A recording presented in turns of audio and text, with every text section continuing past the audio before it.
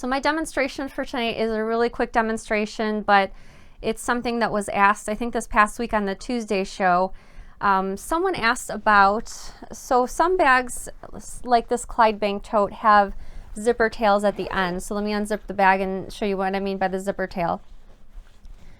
So here's the zipper tail over here. So the question was, is it possible to add a snap over here and either snap it in the lining just to keep it secure, or you could use it as a decorative function on the outside of your bag. Perhaps you have like a zipper panel going across the top of your bag that you want to kind of snap at the end. For example, the Emblem duffel bag has tabs on the end that you could perhaps use as a decorative feature and snap that down instead, or make it more permanent by, instead of having a snap, using either a rivet or a Chicago screw. So that's kind of what I'm going to be talking about in tonight's demonstration. So let me jump over to the side camera, and I'm going to get my iron heated up and we'll talk about how to get this finished. So here's a finished one that I completed. As you can see, there's a snap over here. Obviously you'll need to use the female portion of the snap somewhere on your bag, either in the lining, which was what the question was from Tuesday, or on the outside of your bag, depending on where you want it. So this is what it looks like. As you can see, super simple. So what you'll need for this project, obviously you'll need your zipper. You can either use a handbag zipper, which is what I used for my sample, or you can use a number 3 dress skirt zipper.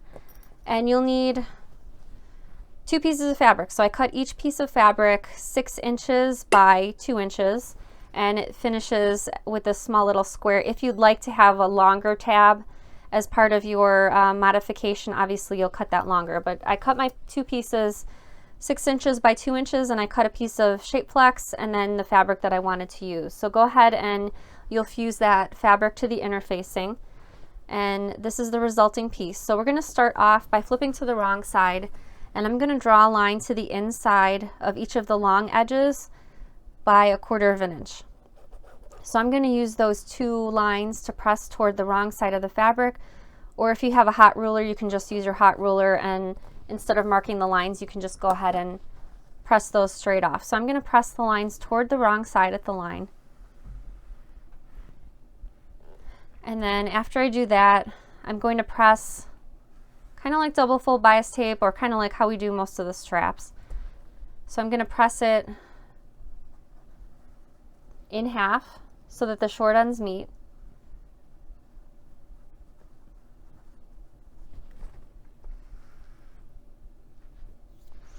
Okay, and then I'm going to press both of the short ends in toward the center crease. Okay, so I'm going to put a couple wonder clips just to hold this edge while I complete the opposite end.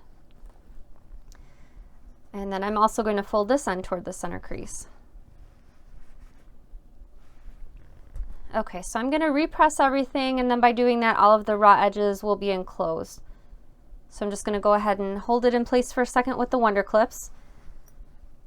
All right, so you'll need to decide which end of the zipper you're going to put the tab on. I'm going to go ahead and put it on this end. So instead of, normally I go ahead and place the zipper all the way in toward the center crease. This time I'm just going to overlap it by no more than 1/2 inch. The reason for that is we want to have this end free for the snap. So we don't want to be inserting a snap through the zipper teeth or the zipper tape. So I'm going to use the wonder clips to hold the edges, and then I'm just going to go ahead and take this to the machine and top stitch the outer edge of the fabric using 1/8 inch. So that's what I've done here. And then you'll just use your snap inserting tool. I actually used a snap setter tool for this and a hammer. So I have a video for installation instructions in case you're interested in the snap setter, but you can use whatever snaps you have on hand, or like I mentioned, you can use either a rivet or a Chicago screw, and then in that case, if you use the rivet or Chicago screw, this will be permanent. But if you use the snap, you can unsnap it and open it and close it as you wish. So again, that was how to insert a snap into a zipper tab, kind of as a decorative and useful function for your loose ends of the zipper tabs on your bags.